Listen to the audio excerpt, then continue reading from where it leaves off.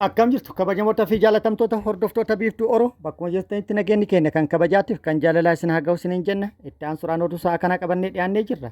Har'a oduu ajaa'ibaatii fi dinqisiisaa isiniif qabannee jirra. Oduu ammeedha qabannee kan isinii dhufne hanga dhuma sagantaa kanaatti hojii turuudhaan itti bohaaraan immoo affeerraa kenna kallattimaan gara mata duree oduu amma qabaddeetti yeroo dabru oduun jalqaba. Ministeerri dhimma alaa Saawud Arabiyaa gara Finfinnee dhufee jira. Simannaan taasifameefii jira. Dhufaatiin ministeera dhimma alaa Saawudii gara Itoophiyaa kun immoo dhimma Itoophiyaa mooraa waraanaa humna fincila Suudaaniif kennite jedhamuun kan wal qabatu jedhamee jira.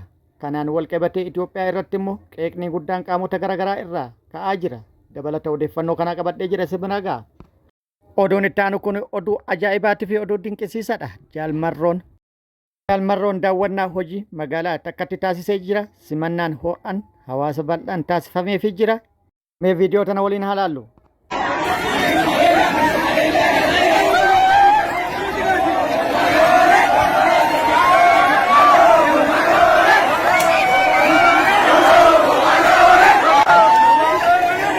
Jaalmarroon dirooniin waggaa 7 oliif bosona keessa barbaadaa turte har'a magaalatti daawwannaa hojii taasisee jira. Dabalata odeeffannoo kana qabadhee jira isin biraan ga'a. Oduun itti aanu oduu oolmaa Oromiyaati. Oduu oolmaa Oromiyaatti lolli loltoota mootummaatiif waraana bilisummaa Oromoo gidduutti Oromiyaa bakkoota garaagaraatti yookaan immoo haala guutuu Oromiyaa keessatti jedhamuu danda'amuun gaggeeffamaa jiru akkuma itti fufetti jira. Waraanni bilisummaa Oromoo tibbana haala adda ta'een tarkaanfii loltoota mootummaa maqaa sakattaa waraana bilisummaa Oromootiin jedhamtee bobbaate irratti fudhataa tureen miidhaa guddaa dhaqqabsiisee jira. Ajajoota waraanaa hedduus addunyaa kanarra godaansise jedhee jira. Mootummaan opereeshinii waraana bilisummaa Oromoo guutuu Oromiyaa keessaa balleessuu jedhe cimsee itti fufuu fi opereeshinii gaggeessaa jiruunis bakkoota garaagaraatti injifannoo arganne jedhanii jiru. Dabalata odeeffannoo kana yookaan guutuu isaa isin biraan kenna. Oduu biyya alaatiin walitti gaarreeffannaan Ameerikaa, Iraanii fi Israa'eel cimee kan itti fufee ture yoo ta'u waan tasgabbaa'ee fakkaatus ammas bifa haaraan kan deebi'ee ka'u fakkaata. Wal doorsisuun akkuma itti jirutti ta'e ammas Ameerikaan humna waraanaa dabalataa garas ergaa jirti. Guutuu isaa isiniin kenna oduu kanneeniif kan biroo wajjin guutuu isaa wajjin si wajjin kan turanii bariisoo ganamooti guutuu wal duraa duuban kunooti. Ministeerri dhimma alaa Saawud Arabiyaa gara Finfinnee dhufee jira. Ministeerri dhimma alaa Saawud Arabiyaa Faisal bin Farhan bin Abdullah dhimmoota garaagaraa irratti waliin mari'atuuf gara Itoophiyaa dhufee jira. Gama Finfinnee dhufu ministeerichaa kunis wayita Saawud Arabiyaa fi Itoophiyaan walitti dhufeenya dippiloomaasii isaanii gama nageenya godaansa lammiilee fi akkasumas kan biroo irratti waliin fooyyeffachuuf marii taasisaa jiranitti jedhamee jira.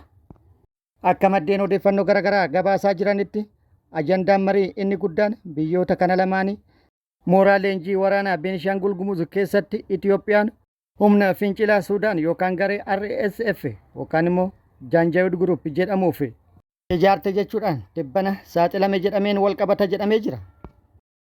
Itoophiyaan mooraa waraanaa garee Janjaawid yookaan immoo garee fincilaa RSF kanaaf ijaarte jedhame kana waakkataa turte. Itoophiyaan waakkataa haa turtu malee ragaa saatalaayitii deeggaramuun akkasumas qorannoo irratti gaggeessuun miidiyaan idil addunyaa guddaa fi inni beekamaan biyyoota dura mooraa waraanaa kana Itoophiyaa keessatti Itoophiyaan ijaarte humna RSF jedhu kanaaf kennu mirkaneessa jechuudhaan saaxilee jira.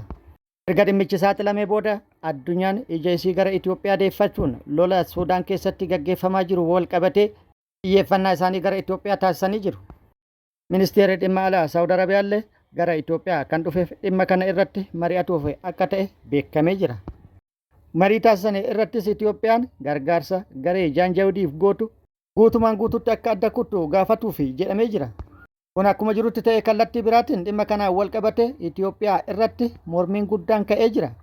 Dhimma kanaan wal qabatee mormiin cimaan Itoophiyaa kan mudate garee dhimma nageenyaa Afrikaa Finfinneetti wal ga'ee irraa yoo ta'u gareen kun dhimma kanaan wal qabatee Itoophiyaa balaaleffatee jira. Balaaleffatuu qofaa miti ibsa ijjannoo baasuudhaan Itoophiyaan gocha kana keessa akka harka fudhattus gaafatee jira. Ibsa baaseen RSF Alfaashir keessa duguuggaa sanyii raawwatu balaaleffatee jira. Lammaffaa bulchiinsa cinaan RSF hundeesse fudhatama hin qabu jedhee jira. Sadaffaa waraana Suudaan keessatti biyyoota alaa harka keessa galfatan balaaleffatee jira. Hedduun immoo gochi kun Itoophiyaaf qaanii jedhanii jiru.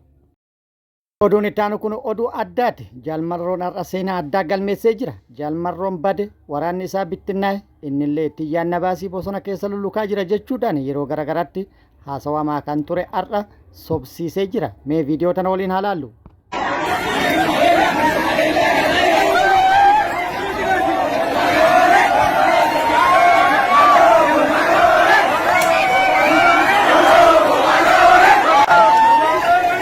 Haala viidiyoo irratti argitan kanaan Jaalmarroon har'a ifaan ifatti hawaasa isaatiin simannaan taasifameefii jira.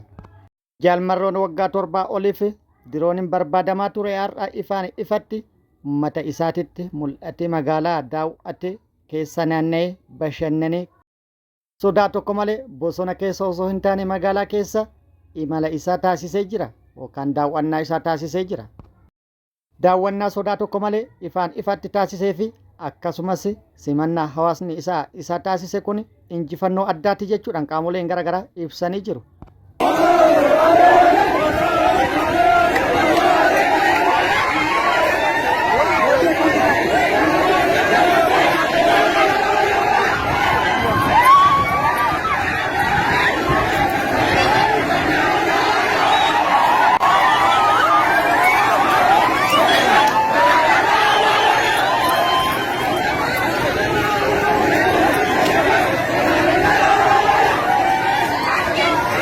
Akkuma aadaa Oromootti hawaasni Oromoo yoo simannaa namaa taasisu yookaan tumaalessa hoolaa yookaan sangaa namaan simata.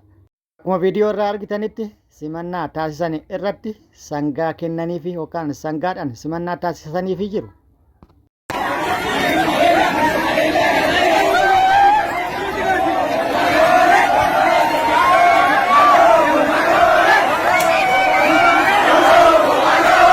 Oduun itti aanu oduu oolmaa Oromiyaati. Oduu oolmaa Oromiyaatti lolli loltoota mootummaatti waraana bilisummaa Oromoo gidduutti guutuu Oromiyaa keessatti gaggeeffamaa jiru cimee itti fufee jira. Waraanni bilisummaa Oromoo loltoota mootummaa maqaa sakattaa waraana bilisummaa Oromoo jedhuun bobbaate irratti hadhee hidhuudhaan haleellaa raawwataa jiru cimsee itti fufuun miidhaa guddaa dhaqqabsiisaa jiraachuu beeksisee jira. Haleellaa guyyaa kaleessa humnoota mootummaa irratti raawwateen ajajoota waraana mootummaa hedduu addunyaa kanarraa godaansisa jedhee jira.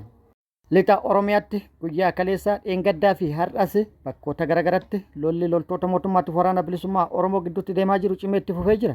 Guyyaa kaleessa godina Wallagga Lixaa aanaa Qondaala gandoota garaagaraa keessatti tarkaanfii fudhatee waraanni bilisummaa Oromoo injifannoo argatu isiniin geennee turre. Aanaa Qondaala ganda gumaa gaara arbaa iddoo addaa Kamissii jedhamutti waraanni bilisummaa Oromoo haleellaa humnoota mootummaa maqaa sakattaa waraana bilisummaa Oromoo jechuun bobbaate irratti raawwateen ajajoota waraana mootummaa dabalatee loltoota mootummaa hedduu addunyaa kanarraa godaansee jedhee jira.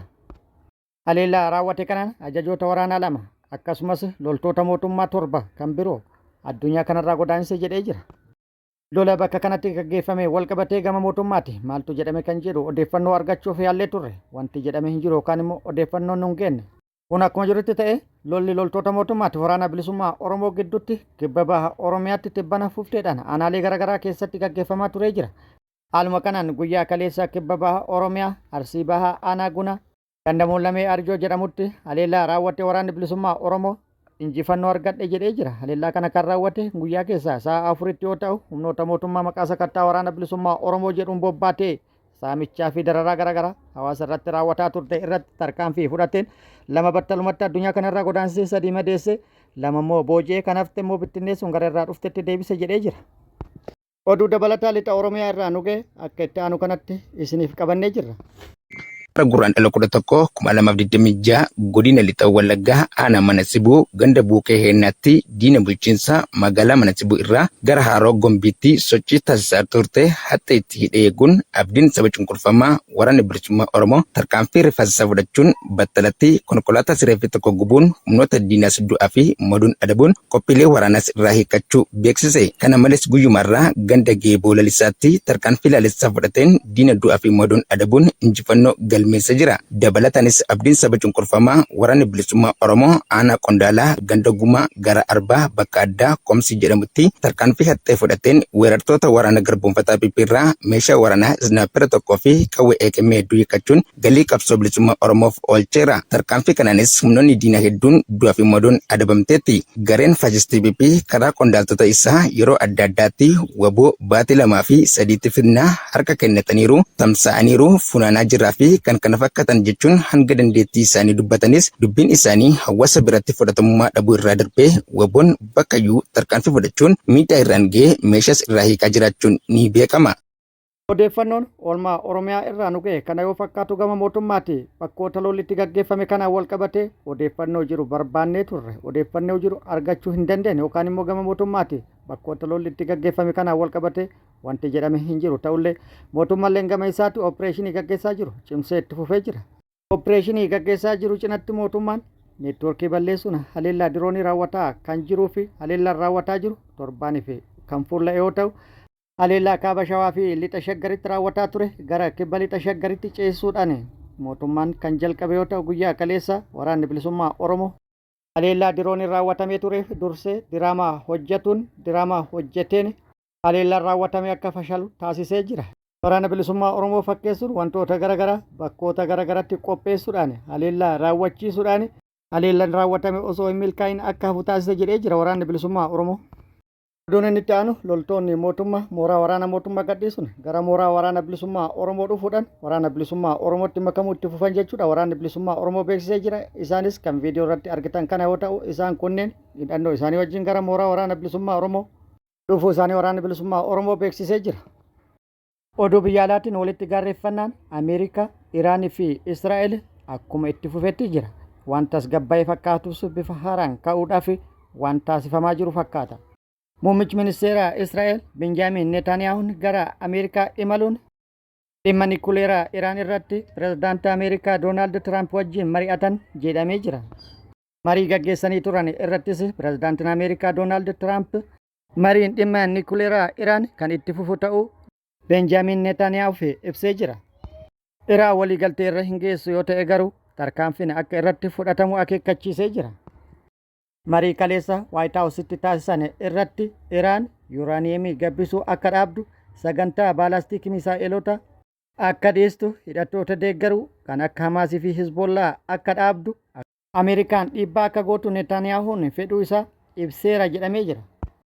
Akkuma jirutti ta'e Ameerikaan ammas humna waraanaa gara baha giddu galeessatti ergaa akka jirtuuf yookaan daraa akka jirtuu fi akkasumas humna waraanaa Sooriyaa keessa jiru yookaan buufata waraanaa Ameerikaa Sooriyaa keessa jiru irraa akka baasaa jirtu maddeen odeeffannoo garaagaraa gabaasaa jiru.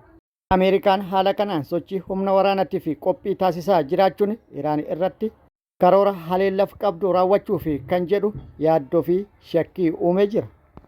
Iraanis gama isiitii haleellaan narratti raawwata taanaan haleellaan narratti raawwatamu balaa guddaa qaba jechuudhaan akeekkachiisaa jirti. Kabajamoota fi jaalatamtoota hordoftoota biiftuu Oroo oduun ammaaf qabadhe kan hanga ammaa kana guutuu oduu wajjin isin wajjin kan ture ani Bariisoo Ganamooti. Hanga yeroo itti aanutti deebinee wal agarrutti nageenya Rabbi isiniif haa baay'atu. Nagatti nu turaa hawwii kennaa nagatti nu turaa.